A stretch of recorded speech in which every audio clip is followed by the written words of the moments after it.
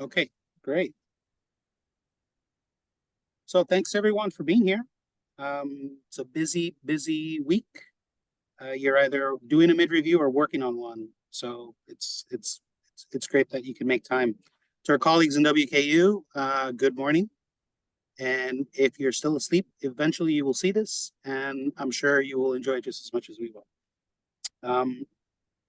Before we start, too, I want to acknowledge Stephanie, who is on Zoom right now, and the hard work that she's put in putting together the lecture series over the past few years. It's been a really great lecture series. So thanks in large part to her hard work. So I have the pleasure of introducing one of our own. You may not know him as one of our own because he teaches in the other side of the world. But because of technology, he is here with us today. Graham McKay is an assistant professor at the School of Public Architecture at the Michael Graves College of Architecture and Design at Wenzhou Kane University. He has a Master of Architecture from the Tokyo Institute of Technology, where he studied in the atelier of Kazuo Shinohara. He is more of an academic in commercial environments and more of a commercial pragmatist in academic ones. Both these sides of architecture and his thoughts on it are explored in his blog, misfitsarchitecture.com, now in its 13th year. Graham's currently interested in the implications of AI on design at both the aesthetic and the building information sides of architecture, and is currently working on an aesthetic machine grammar to help architects talk aesthetics instead of statistics to computers, and also on how building aesthetic ideas can be derived from building information instead of the other way around. So with that said, and without further ado, I present to you Graham McKay. Thank you very much, Gabriel. That sounded fantastic when somebody else is saying it. Today, I would like to tell you about what I'm doing and what my current research interests are. It won't be a nuts and bolts description, but more of how I see these inquiries in terms of a greater context.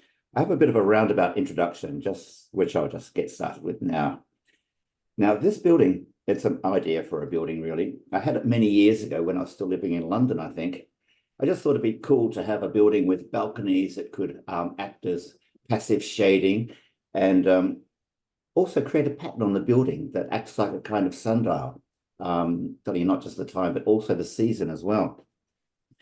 This pattern has nothing to do with the building's internal configuration. And another interesting thing about it is the diagonal spiraling of balconies it confounds the sense of scale because it's more dominant on the diagonal than the horizontal.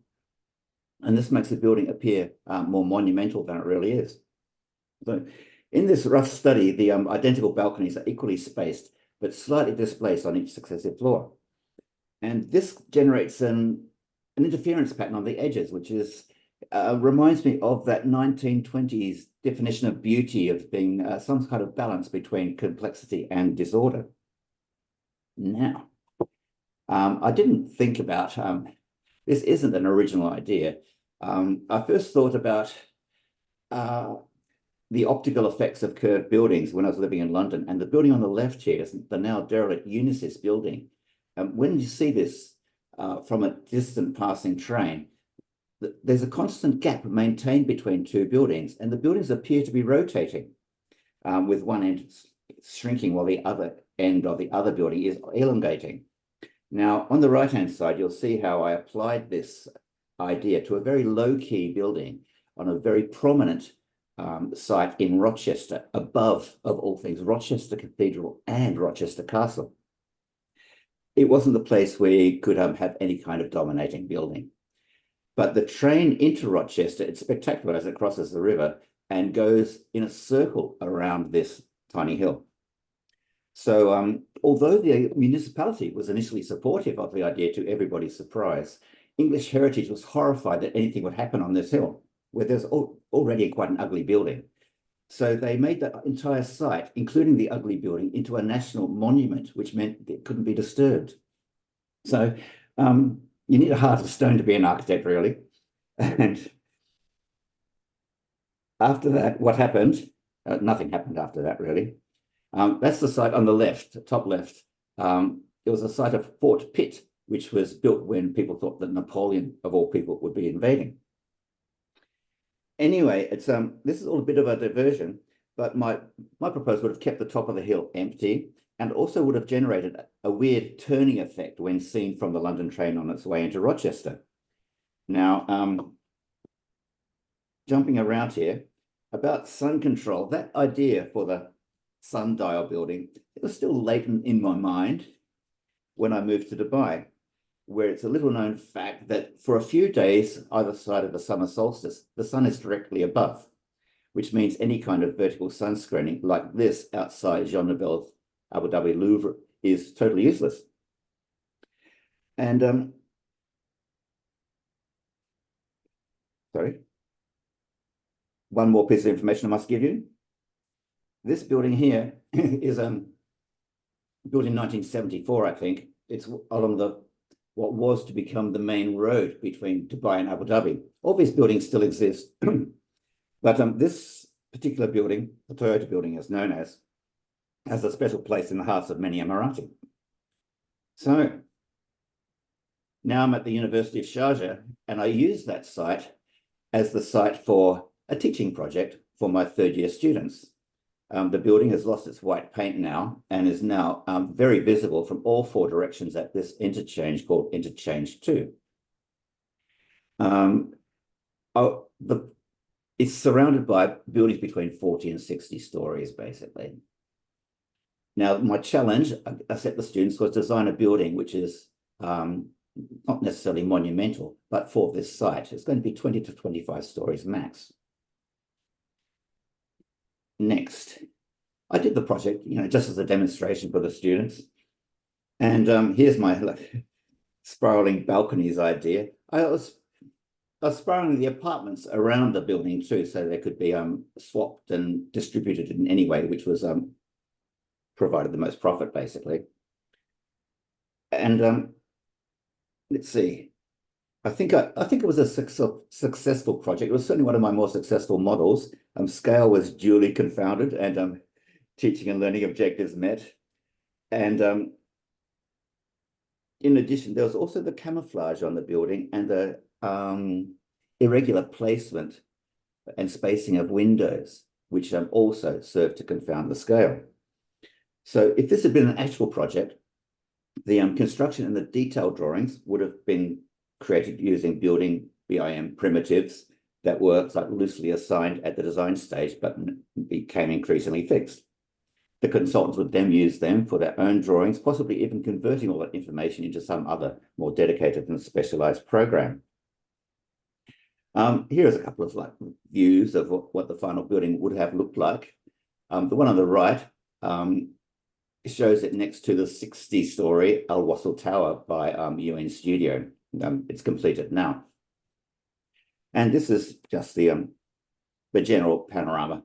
Now, there's lots of interesting sort of diversions in this project, but it is an example of top-down design, as opposed to design driven by building information.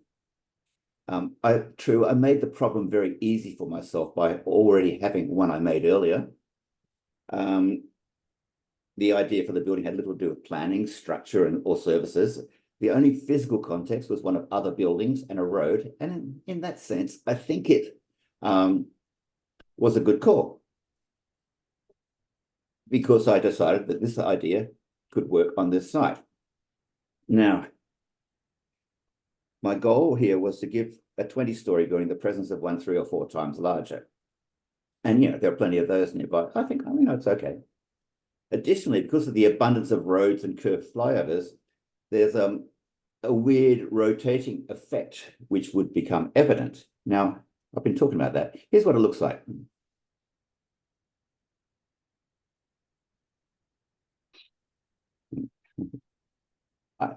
I know it's not much. It's just a couple of seconds of coolness. So, I'm going mad here. There are other ways. Building information has been used to determine the form of buildings in many ways over the years. The Wazakov protrusions are said to have been brought about by the need for extra areas to cater for some users with special needs. MVRDB Solidam on the right. It has 27 different apartment types, supposedly catering to 27 different types of renter groups that the municipality has identified. I've been thinking this building was quite sort of cool for many years, but 27 different apartment types for 27 different types of users speaks to me more about the inflexibility of design and the inflexibility of people than it does of the other way around. Now, this is not data-driven design. This, as you recognize, is two sketches on the left by Zaha Hadid, showing us her disdain for the tyranny of the grid.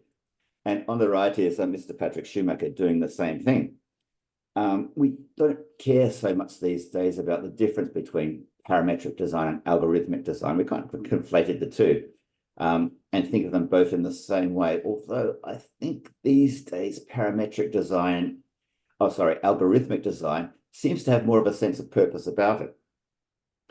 And on the right, Mr. Schumacher is holding a pen and is drawing what he calls an irritant, which kickstarts the design process in a way that I imagine he likes to think a grain of sand produces a pearl. Whatever happens afterwards in this design process is someone else's problem. And it's usually a bunch of senior designers scratching their heads and wondering what software packages to use to bring it a bit closer to reality. Despite all this use of technology in the later stages, the preeminence of the designer is maintained. More recently, we have things like this. And it is, so I'm just mixing up my mouse devices here. We've seen text-to-image and sketch-to-image AI significantly simplify and streamline the process of generating design options. Now, I'm being careful with my words. I'm not calling this design yet. So, but here's a section of AI-generated tower images prompted by, the natural beauty of pine cones. Now, with this, design comes to be redefined as navigating solution spaces, but the decisions are still made at the end by the designer. Rather than revolutionize the design process, these new tools merely maintain the status quo. And I think it was Lampedusa in his 1958 novel, The Leopard. For things to remain the same, everything must change. It's a nice example of that. It's often, that's a well-quoted quote. Now here, I shouldn't look at LinkedIn really, but everybody posts their AI text-to-image or AI results on LinkedIn, and it's generating what's now being called aesthetic pollution. On the left, we have somebody whose prompts were obviously light or floating, and it's generating some light and possibly glass appendages to what is basically a glass box. Love this, Reem Mosler said, would be awesome to integrate functionality with these. No big problem. In the middle, we have an image which has been generated and some rather grand sounding text about sustainability and adaptive reuse, which has nothing whatsoever to do with the image produced. The most disturbing example is the one on the right, where there's a very long and wordy prompt. I've only got about half of it there, but half of this prompt is describing the effect of the image rather than the design of the building. So there's a few worrying things here. Well, and over the years, many years, I won't say how long, I tried for about X decades to explain building visual aesthetics, not for just the beautiful things, but for the ugly, the indifferent, and all the boring buildings as well. So, but about a year ago, I realized it was a system that could mediate between algorithms and people. And what I've produced, or am currently reformatting this to emphasize, is that it's a decent working model of architectural aesthetics based on 6 visual attributes of color, pattern, shape, position, alignment, and size. At the end of the day, this is what we see. And what we see then evokes other associations for everybody individually, and this is why aesthetics is such a subjective thing. Anyway, these 6 attributes have a figure-ground relationship with building context. And this is something that text-to-image AI is not really sort of concerned with. So this aesthetic framework of mine has had many iterations, but the last one looked too much like a glossy picture book. I'd sourced and paid for royalty-free images of mostly important buildings that everybody, or most architects, would know. But this made it look too much like a history book. So I've been reformatting into something that hopefully better shows its potential usefulness in a design generation system in a better way. The basic mechanism, you can think of it as a slot machine with 6 wheels for each of those 6 attributes, but each wheel has 16 different positions, which means it can describe the building context relationship for about like 16,777,216 buildings. Okay. And this is how I see it as fitting in to, at the top, it is just a means of categorizing our built environment. It can convert a reality, a visual reality, we're limited to that, remember, into a description or classification of that aesthetic reality and express it as 6 alphanumerics from 1 to F. Now, on the other way, we could use these 6 alphanumerics as a design prompt. And at the bottom left corner to generate aesthetic design options. And now, of these 6 alphanumerics, there are some presets. If the first 3 are the same, color, pattern, and shape, you get a very consistent looking building. Modernism, or the classic modernism, is one example of this. It's a very strong objectness about it, regardless of how big it is or where it is placed. The middle, in the second line, we have YY. These are the placement attributes, position and alignment. It describes things like formal axis symmetry, or is one example of that. The most controversial one is when all attributes are doing the same thing. And from that, for want of a better name, I call that beauty, of which there are 16 types. Now, here's 2 examples of that kind of beauty. There's juxtapose and conflate. Juxtapose is when the building looks different from its surroundings, and conflate is when it's somehow more than merging. It's becoming one and the same thing. You can see, you probably know what buildings I've been thinking of when I've generated these images, but you don't have to know what they are for it to make its effect. So what all this does is that the prompts have a meaning that we understand, and so we get more meaningful results instead of what's being this aesthetic pollution I've been talking about. So suppose I asked, for example, my algorithm to design an indigenous unicorn nirvana house. Now, I'll get results, but they won't have any meaning, because indigenous is a word that probably just reflects the bias of the training data. We don't have any data for unicorns, even though we have an idea of what they might look like. And nirvana might not even have a physical manifestation. So in these 4 words, the only word that has any meaning aesthetically is house, because it implies the size. It narrows down the size attribute. We're not talking about a palace or a hut, it's a house. And implicit in that is an idea of scale, which is an idea of size. So I think I was onto something here. This is one text to image generating package. It's called LookX AI. And I'm using the image generation 2 there. Most of them do pretty much the same thing. So in Architecture 1000, Introduction to Architecture this summer, I asked my students to log on and use 6 prompts to generate a building, whatever building you like. And this student had made it brown like a tree. It's wooden, implying a pattern. A shape is rectangles and triangles. In a forest is a position thing, and in the sun implies a direction.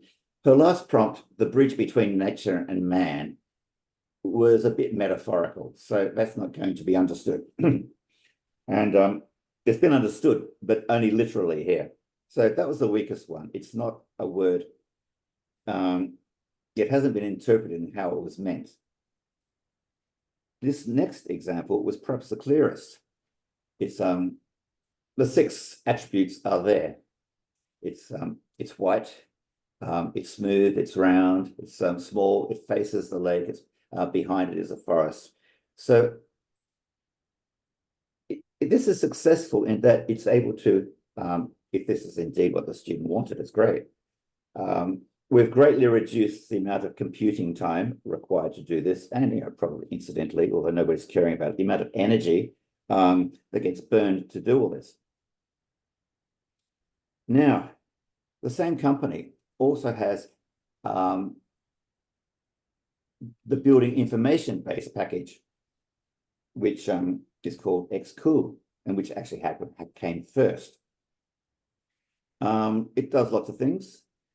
There's real estate digital solutions, prefabrication construction solutions, and ARP, architectural researcher platform, which could be anything you want it to be, really. The design cloud is perhaps the most used one. Now, getting real, I had another interest in the building layout in residential developments in China, or anywhere really. This is not, it's a bit harsher than most, but you can see how on the western edge of the site, the building length has been altered to accommodate the road and because of the lake as well. Now, I had this idea, I mean, sort of the people on the west can have a little bit of a view over the lake, but everybody else is just looking at the backs of buildings. I thought this could maybe be improved by changing the length of the buildings in the middle of the development, so to create more view corridors than there were before. Many residential developments in China will have something like this. This is where I used to live. Between buildings, we can see a little glimpse of river there with mountains behind. In Wenzhou, it's often the case you'll see mountains at the end of a street or a view. And if we could maximize the opportunity for these in the middle of a residential development, I thought it would be a good thing. And once we did that, as in the lower 3 photographs, we could even optimize the interior layout of the unit to bring these very narrow views deeper into the apartment. And yeah, it was a nice idea. Unfortunately, I didn't have the technical skills or the resources to verify that. But last November, I was at a presentation given by one of the directors of this company at XJTLU, another university here in China, and I saw this slide. It looks as though it has been optimized for view corridors as well. The buildings are arranged not in a grid, but in staggered lines, creating these diagonal spaces between. And I couldn't be sure. So I asked the guy. And he says, yeah, we do optimize the view corridors. We take GIS data, have a look around the site and see what can be optimized. And then it's just another parameter. You see all those sliding scales on the right? It means that view corridor opportunity or access opportunity can be optimized or not, depending upon what the other parameters are. So this was very disappointing to hear, but it made me wonder what is there left that can't be put into some part of some algorithm. So this is one project which that same company has done. It's the Shenzhen International Hotel, I think. And it was almost completely designed by their algorithm. The Shenzhen Bay International Hotel. Now, Aesthetics and related problems of perception management are treated as later secondary problems, and the project has been criticized for this. I mean, some of the facade decisions probably would have been better off if they hadn't made them. But we could call this an example of bottom-up design. I mean, I don't like these words top-down and bottom-up, but as long as we have top-down implying a hierarchy, we've got no choice but to use them. This design, or this hotel, has been designed from a different starting point. It hasn't been initiated by a designer. So now I'm thinking about a design process that doesn't require a designer to initiate it. We don't even know if this would be called a design process if it doesn't have a designer initiating it, but that's just, we don't have the words for this yet. So what I'm thinking of is a building design process that begins using building information we can point to, and not those perhaps subconsciously pre-processed ideas we call inspirational or creativity. So it's we're doing this already. We just don't admit it.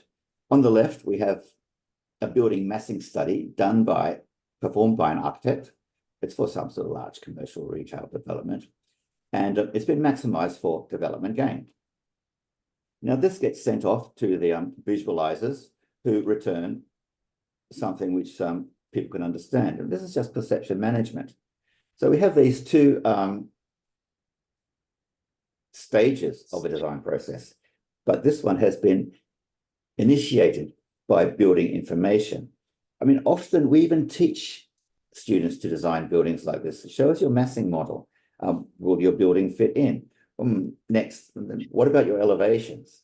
I mean, we're no strangers to this. So here, the whole thing was done in about 48 hours using a combination of a workflow of SketchUp, V-Ray, and Photoshop. And so it's a bit dated in that respect already. And it's not even a collaboration. Data just gets sent as attachments to an email to and from.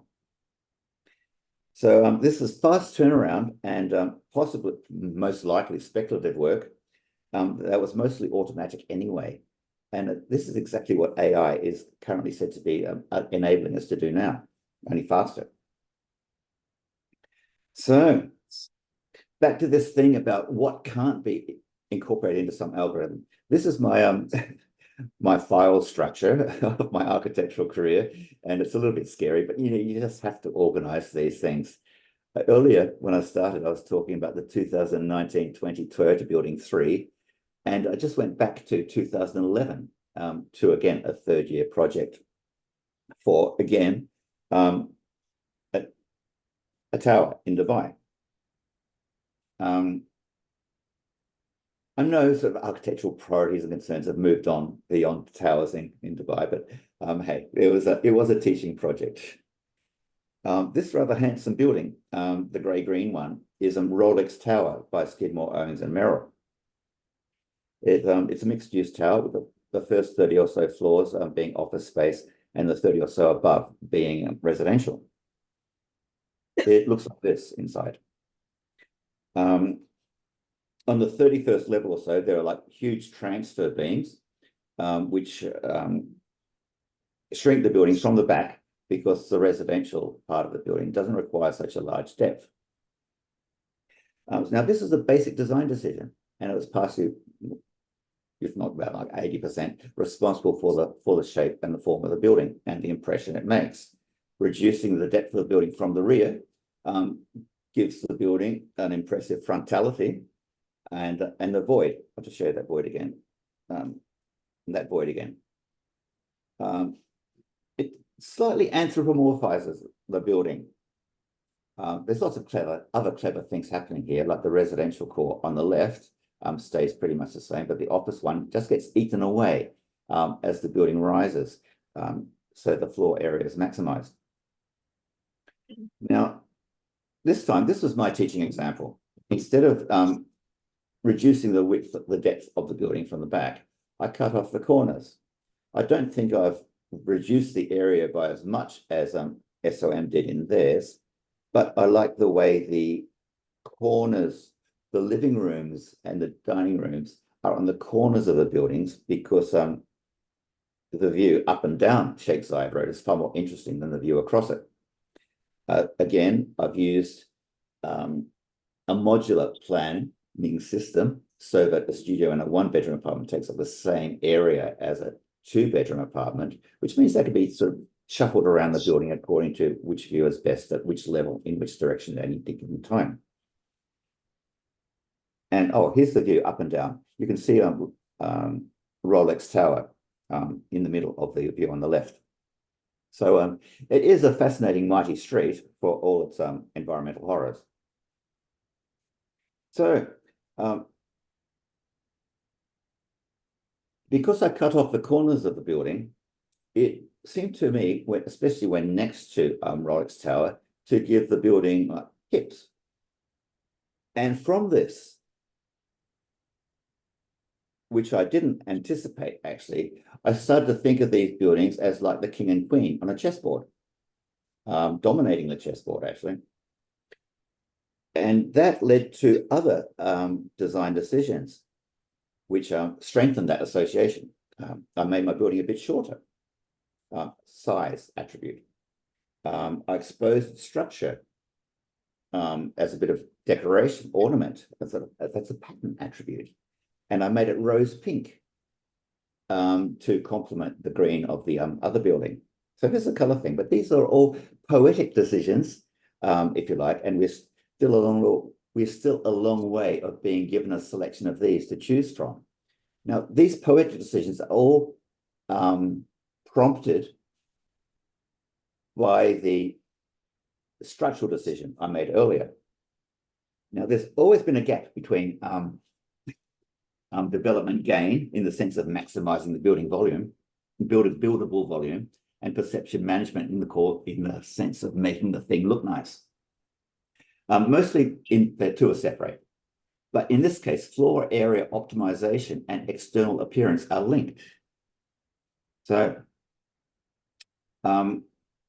we still seem to be a long way, we still seem to be finding a kind of beauty in the articulation of that building information known as function, or more recently, program. We think it expresses something about how the building is used, and it does.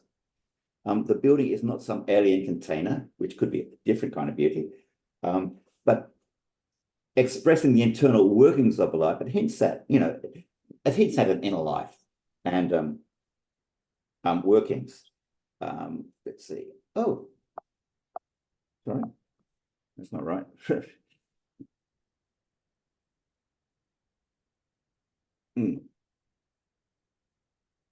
So I didn't realize this was my last slide. I didn't see it coming up.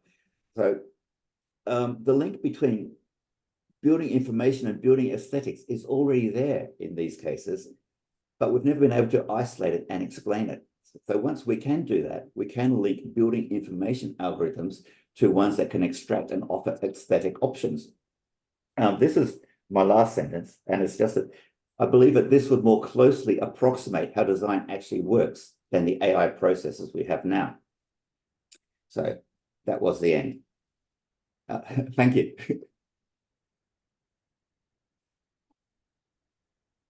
Oh, just can I unshare? Yeah, I'll stop sharing that. Okay, great. Thank you, Graham. Yes. We've got a room full of students, so we have time if questions. I think correctly. And I think you can zoom in. I tried to keep it not too rabbit hole-y.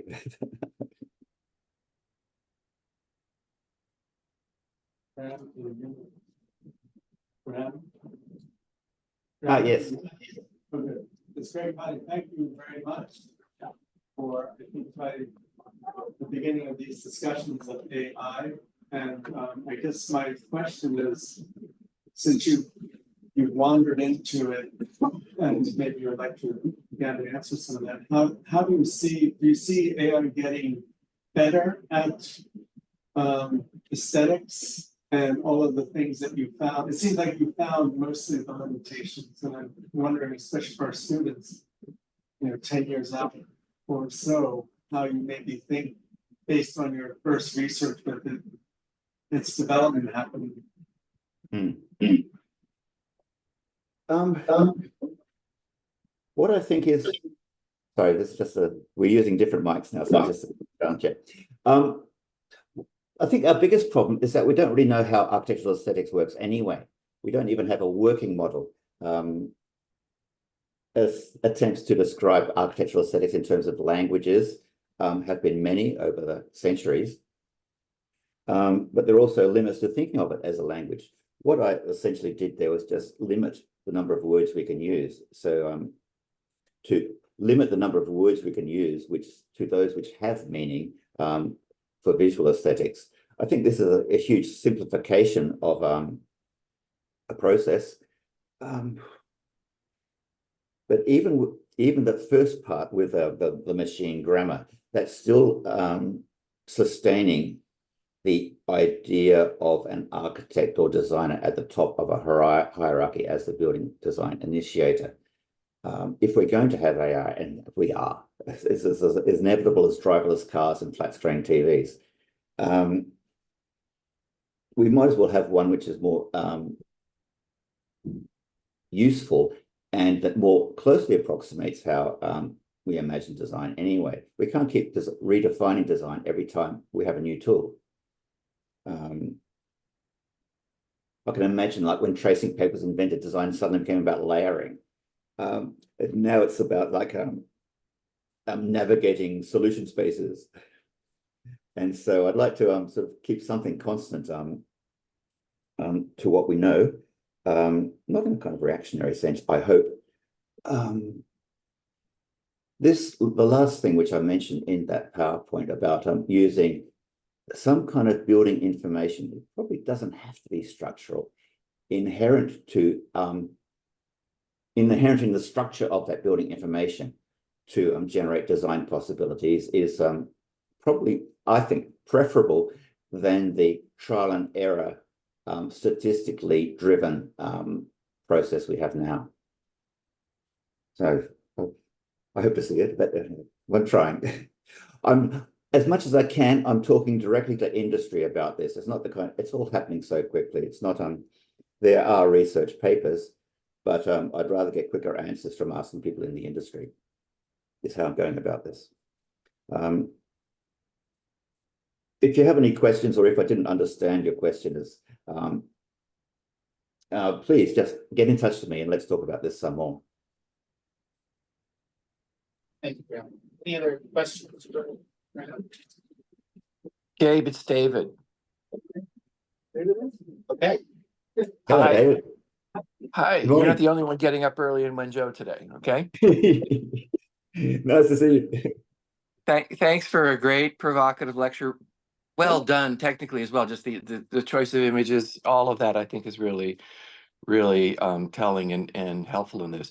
I wanted to put your talk in the context of an architectural treatise, though, because it seems to me there have been examples where we have been able to document an attitude towards form in terms of architecture. And you know, there are any number of classical treatises that I think the whole intention was to do that. And we can look even into the 19th century and see places where there is this attempt. So I wonder if in a way, what you are starting to formulate is a treatise about the practice of architecture today in this world where these systems are now a kind of predominant factor. Is that one way you think about this, especially as a writer? Oh, well, yes, I do think about things like this. That's also, there's also the practical side of me as well. After Aaron Besky's lecture last Friday, we had lots of interesting discussions and about the theoretical underpinnings of an approach such as the one Mr. Besky is advocating. But, you know, at the end of the day, it's about like getting all this carbon out of the atmosphere. So there's also this pull to insert any thought into a body of thought that exists, but there's also very sort of practical things that can be done. And today I've emphasized the practical things. And there are treatises in there there's probably a manifesto in there, but sort of manifestos can come and go. I'm a little bit suspicious of history because or no, I like to keep history at a bit of a distance, shall we say, because it often gets rewritten to serve to be what we want to hear at any given time. I will like scan my knowledge of history and pick up what I think is relevant to this, but I don't see it as the main as its main importance, shall we say. Yes, I love history. I believe that there's a lot we can learn from it. Let's see. Yes, but the history of the AI has yet to be written, and it's happening so quickly. It's I'd just like to keep running after it on a leash. Well, let me put it maybe this way. One of the things I noticed in China is that there's sort of two opposing intentions that are evident. And one is to compress the building process in whatever means necessary to do it faster, to do it standardized, and to use the tools that are accessible to make the representation and ultimately the building available faster. And yet in our students in Wenzhou, I see almost the exact opposite response, which is to find a way to use real things that are recovered from the world around them, the world they think is often vanishing, and be able to start to compose those in a way that brings a kind of authenticity that they don't find in this more technological process. You've been here now for 4 years or so, and I wonder how you start to situate that and think about those things. A lot of this thinking was based from my time in Dubai, and you can see that my only two examples were, if you like, huge concrete hungry towers, which we have a lot of in China as well. I mean, yeah, even Rem Koolhaas's, was it the book on Shenzhen, talked about Shenzhen speed and how much building here was like standardized, including layouts. And you're seeing the development layout there, how it is maximized or optimized for production speed and construction speed. But I welcome these new developments of reuse. And we probably have no choice. We just don't know it yet. And I do think that is the real future. But in my design studio right now, that's precisely what we're doing. We're we're adaptively reusing a building that's actually sort of slated for demolition right now, and in a way that's as low intervention as possible. And we're seeing more of these things. Mr. Betsky's talk, it just showed us there's a lot more of this happening than we realized. So I don't. Once we start talking about repair, I mean, it's a forever topic, and I don't want to see that go. We're still leaving big problems ahead of us, like what to do with these large concrete structures, which they do have a design life. I think a design life of concrete in Dubai is 60 years, which isn't very long. So we have to correct a lot of things, and in a hurry too. So I'm not sure how my linking building information-led design to the generation of aesthetic options will actually help that very much at all. Great. Thanks, Graham. Really, really provocative and interesting talk. Okay, Dave. See you later. Hello. My question. Oh, sorry. My name is Skylar Berkatay, and my question is whether or not you think that AI is going to be more beneficial towards the world of architecture, or if you think it's going to be detrimental to it. Oh, I'm not happy with the way I see things going now with these increasing amounts of aesthetic pollution, shall we say. I've got nothing against AI being used to sort of help architects arrive at better decisions more speedily. It's just all the distracting fluff we get to see, which no, I find annoying.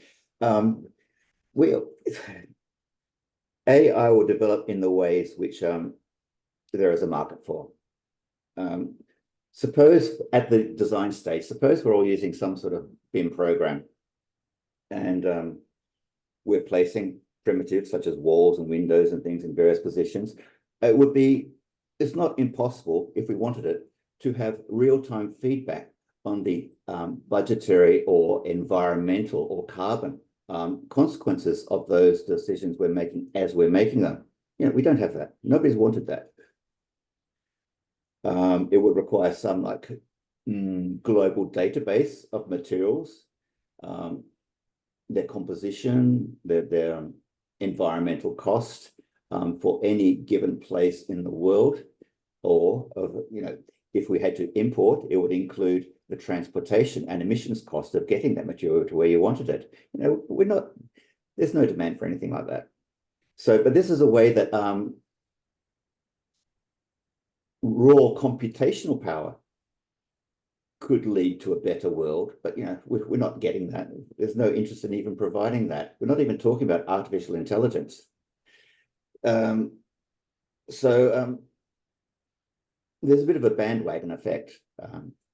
We're made to want what happens to have been invented at the most recently. But I think my real-time environmental cost plug-in for some building program would be a great invention. So I'd like to see that. Hello, my name is Cameron. So in terms of in practice, do you think there could be benefit to AI based on kind of the non-design perspective, but more of like helping with office things like looking up code or designing construction plans or something like that? Well, yes. Well, yes and no, really. As it currently is now, this AI not used for building information initiated design, but aesthetic option generation, there are savings to be had in terms of like time and money. And I guess this is why people are doing it, suddenly generating all these options to maintain competitiveness in probably a vicious market is the subtext of what we're seeing happening. But that too has always existed. Large design offices had like farms of poorly paid interns doing exactly the same thing. We're just dispensing with those people now. So there hasn't been any fundamental change in the process. It's just intensified something that existed anyway. I think it was about the mid-80s when companies like also Herzog de Meuron, possibly Jean Nouvel Atelier, suddenly there was no house style. Every project started appearing different. I think Frank Gehry is the last architect we expect some sort of branding continuity from these days. And I think what that was what happens when you have this idea generating machine taking up space in your office. Now it's just, a desktop. So we must be, let's see. I'm suspicious of new technologies and they're, like I said a couple of times in the presentation, they just seem to be maintaining a status quo rather than offering any new or innovative, or even these are loaded words, better way, more meaningful way of doing things. Graham, it's Gabe. Thanks so much for your talk. I think it's really interesting stuff and really important topics to talk about. I do have one question. As David was mentioning the treatise, I was thinking of Patrick Schumacher, who you referenced for talk. And, many might know, some might not, but the only one that's come close to writing anything like a treatise in recent, in the 21st century, been Patrick Schumacher, right? A treatise on parametric design, parametric architecture. It's almost framed as like the Bible of parametric architecture. We hear terms like total design, right? It evokes these pretty terrifying images of the architect as a totalitarian, And so I think you make some significant differences when you talk about the algorithm. I wonder if you can expand on that. What are, we're all familiar with parametric design. Now we're talking about algorithmic design. So your mind, what are the differences? Well, as I understand it, the parametric design so generates we know it's capable of like generating a universe of shapes, and through the altering of or the setting of certain parameters. And if you don't like it, you can change it. There is, it is still building information led in a way, although Zaha Hadid Architects did screw up on the gymnasium for the Tokyo Olympics. It was just too big for the site. A little bit more building information input might have led to them winning that project. And it was also a bit expensive as well. Little known fact, I must be I think I only know one other person who's read the first volume of the Autopoiesis of Architecture. I didn't have the stomach for the second one because reading the first took me about like 4 years. There's a lot of information organized in there. I don't really see it as the style to end all styles, or even calling it a style implies a certain kind of transience. What we do know is that Patrick Schumacher is keen on maintaining his position at the top of this imagined hierarchy, and anything which any approach which can generate a building in another way or challenge that, I'm all for.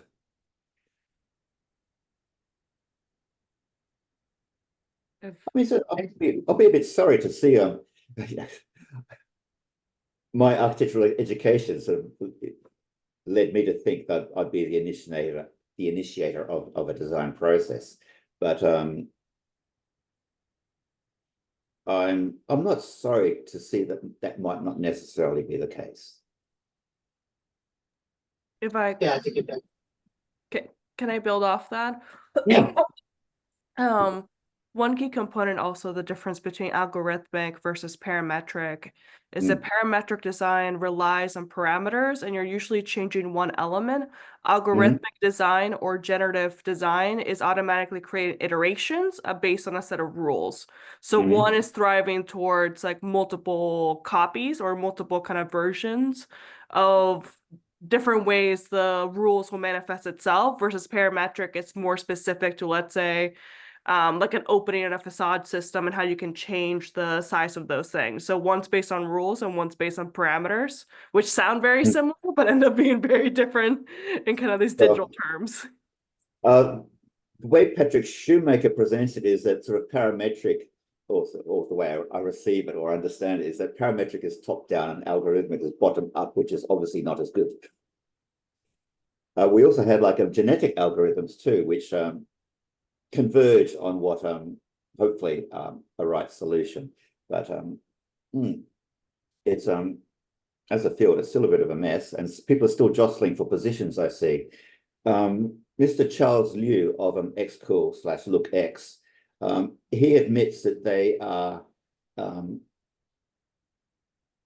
not trying to compete with his choice of word, a sort of bad choice of word, more noble architecture.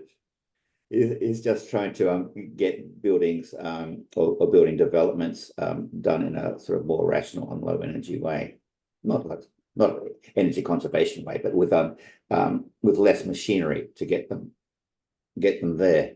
I think if they can somehow link aesthetic design options to what they have already, they'll be in a very strong position.